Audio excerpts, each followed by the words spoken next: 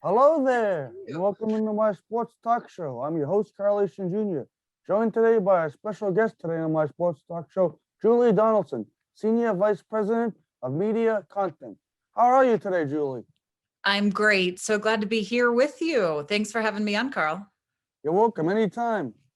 And I like to start off by saying you're one of the first women I read to do play-by-play, kind of like John Sterling on the radio. So I'm in the booth, and I am the first female to have a full-time job in the booth in the NFL. I have Bram Weinstein and D'Angelo Hall with me. I hired those guys to round us out, and we had our first season together. We were all newbies, but it was a lot of fun. So looking forward to building on that next year.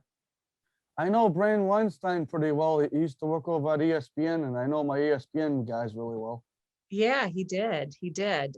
He's been a great ad. He's from this area and grew up a fan of the team, and I thought that was really important. So we all are polling and rooting for them every Sunday. So we're right there with the fan base.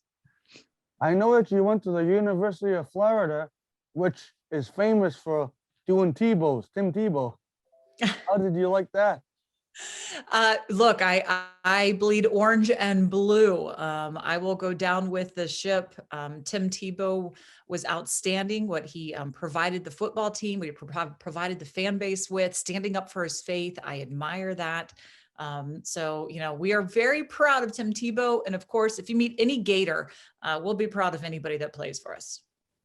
What got you the first one to go into this business, and how did you get your first foot in the door after college? Yeah. So, Carl, I kind of grew up a little bit of a tomboy. I was just like, going outside and racing the guys and climbing trees and throwing balls and, just really being active. So an active lifestyle was just kind of what I was used to, what I was drawn to. So when it came to picking a career, this was just a natural fit. The thing about getting going in this business is you just take any opportunity to get your foot in the door, as you said, Carl, and you just go from there. My first, I believe, real big job in this business was probably just kind of working for the Miami Heat. And from there, you just you meet a lot of people, you network, and you move on up. Shaquille O'Neal in the Miami Heat back one. Yes, it was Shaquille O'Neal, Dwayne Wade. I was there when they drafted Dwayne Wade. And they won the championship in 2006, which actually by then, Carl, I'd gone to New York. So I was working for Sportsnet New York when they actually won that championship, covering the Knicks, which Shaq liked to make a lot of fun of me for, because the Knicks finished bottom of the league. And of course, the Miami Heat won it all that year. Yeah, Shaq's a good guy. I know people know Yeah. him. He's a great guy. He might have some trouble off the field, but he's a great guy. So Yeah. also, you worked up at HDH7 News with my buddy Joe Amorosino. How was that like as a sports anchor? Yeah, Boston, you don't get more passionate fans for sports than you do in Boston, that's for sure. Joe was great. He was an amazing boss. I really enjoyed my time there. And when I was there, Doc Rivers was there with the Celtics. They won the championship. They won it all. So I was in that locker room, which was really great. Got to have some time interviewing Tom Brady, of course, with the Boston Red Sox as well, Big Papi and Terry Francona and all those guys. So it was a great time in Boston. I enjoyed it. You might say Boston fans are great, but the only team I like in Boston is the New England Patriots.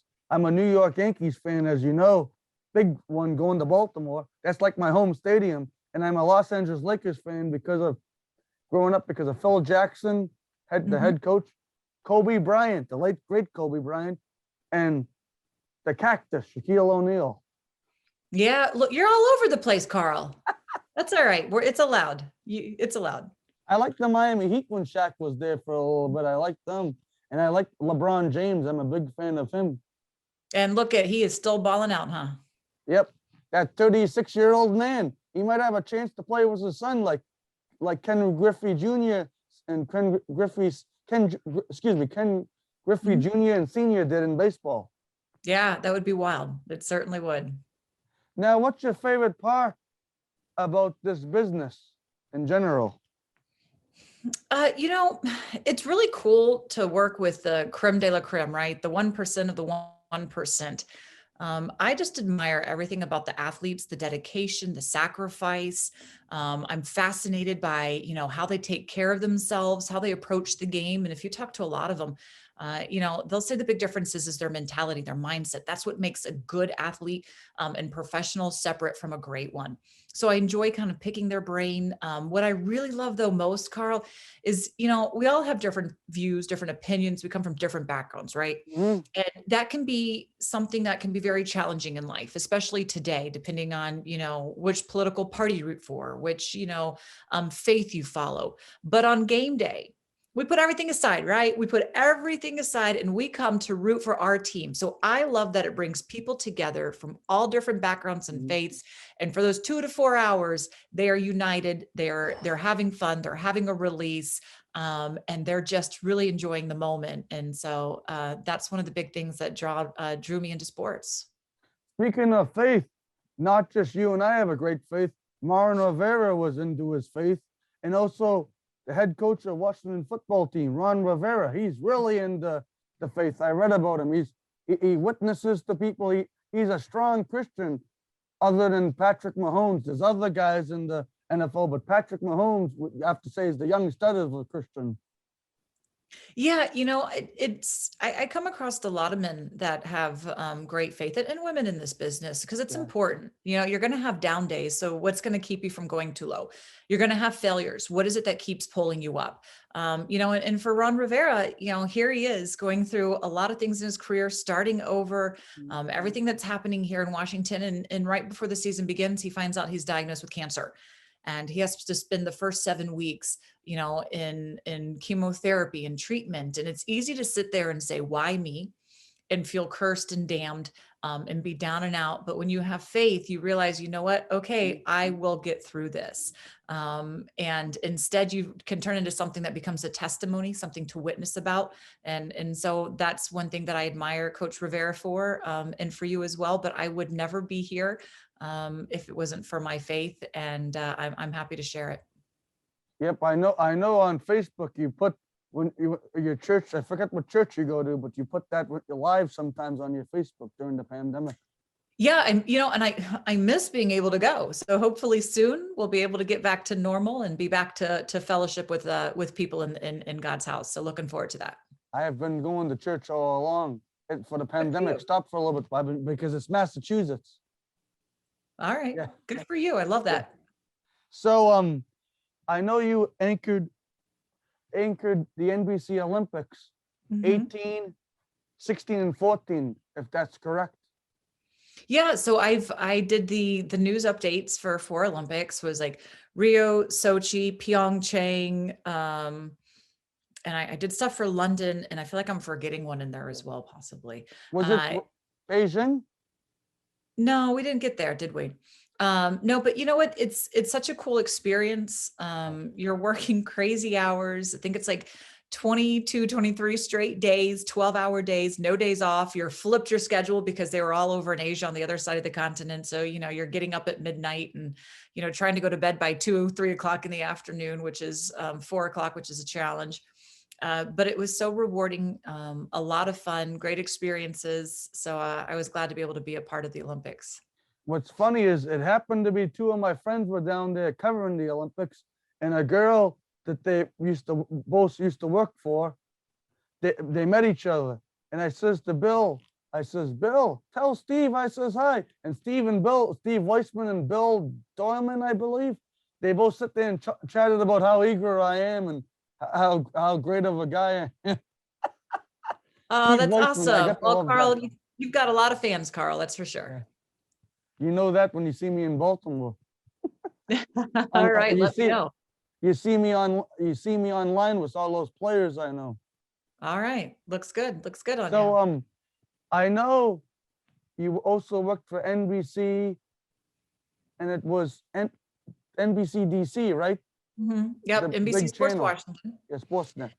Yeah, so I worked there for 10 years, which is wild to think that I was in one place for that long before I took this job at the Washington football team, which is kind of great because I didn't have to say goodbye to a lot of friends. My shows still air on that network. So, I've made a nice home here and I enjoy it. It's been great being in our nation's capital, covering every team down here as well. So really been really fortunate to have worked. I started in Miami, New York City, Boston, and now DC. I've been very fortunate with some great places to live and learn in my career. He also was up in Stanford, close to me. I'm in Douglas, but not, Okay. but Douglas, Massachusetts. So he was up in Stanford at the NBC studios during the Olympics. Yep. I Yep. remember that because you Sure tried to was. get me in, but it just didn't work out.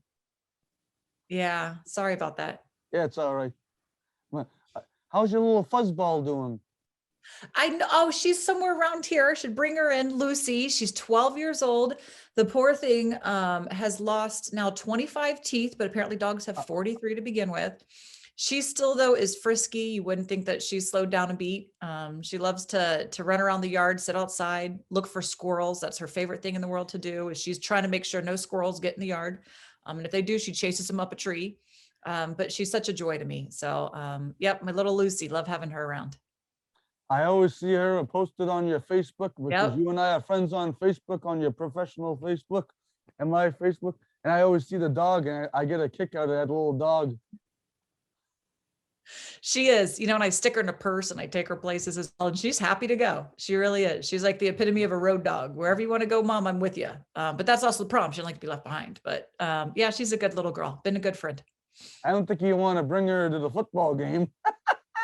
Right. Not no. I have taken her into work and she just loves saying hi to everybody there. She I've seen just brightens their day as well. She's before every time I walk out of my office, she's on somebody else's lap. And they really enjoy her. So it's been nice during COVID to be able to do that and be able to share her a little bit. So she thinks it's pretty cool. She loves going to work. Now, what was your favorite part about going to the University of Florida, knowing that you were born in Jacksonville, Florida? What was your favorite part? And what did you want to study there when you first went there out of high school? I'm one of those that I never changed my degree. I went in as a communications major and I never changed what I was going to go into. I learned every aspect of journalism there. It's a great journalism program at the University of Florida. The best thing about it is I just built some friendships that lasted a lifetime. I got a great experience for 4 years, just being in a college town, being a college kid.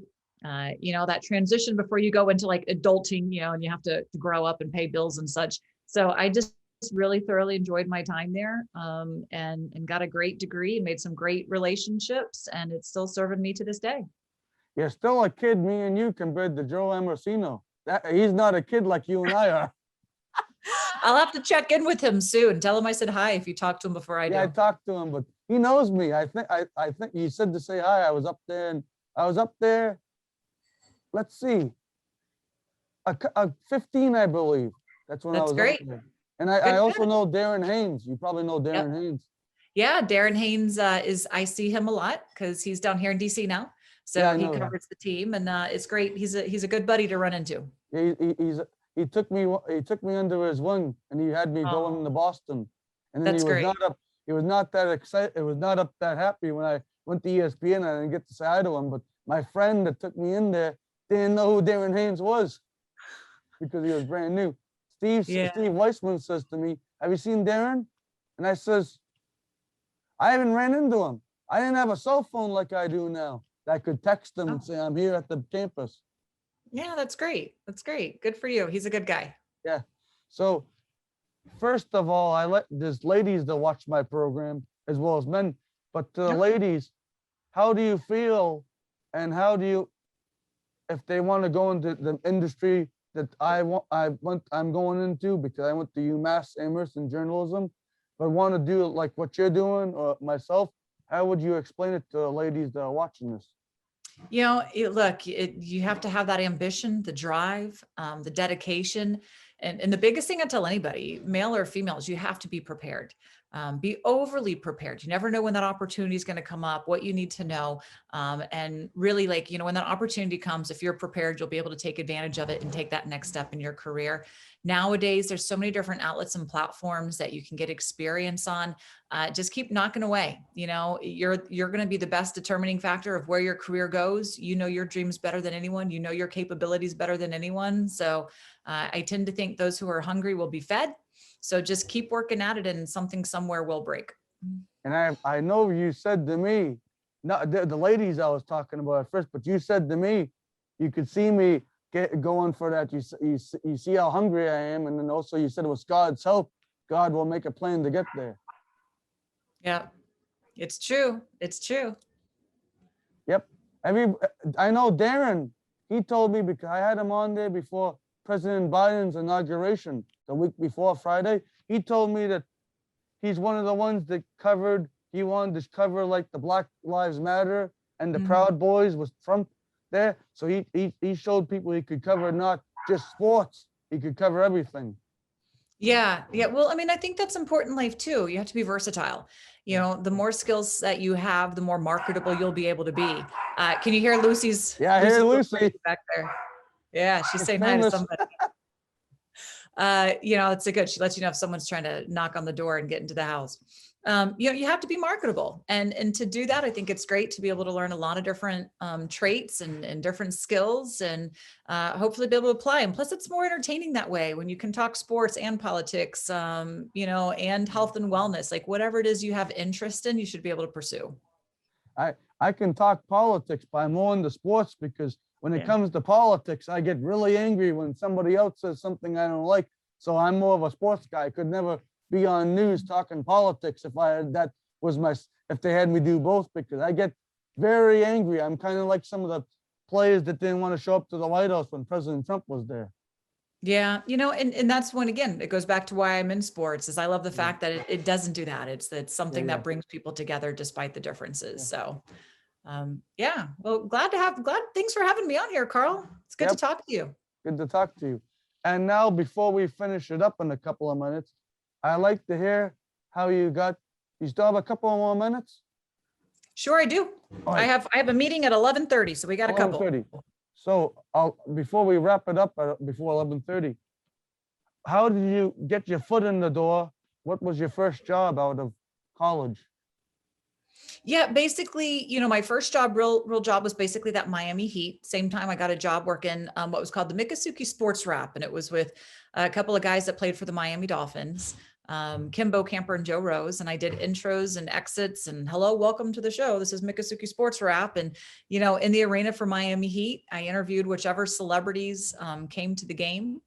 And, you know, talked about whatever happened during the game. And from there, you just kind of kept picking a job after another job and slowly working at your craft. It's all about getting those repetitions, about, you know, knowing the subject matter you're talking about, and the opportunities come after that. So thank you for coming on. Thank you for coming on my show. This has been Carl Achin Jr. signing off. I hope everybody has a great weekend. Thanks for watching. See you next time. You're the best, Carl. You too. All right. Thanks, Carl. You're welcome.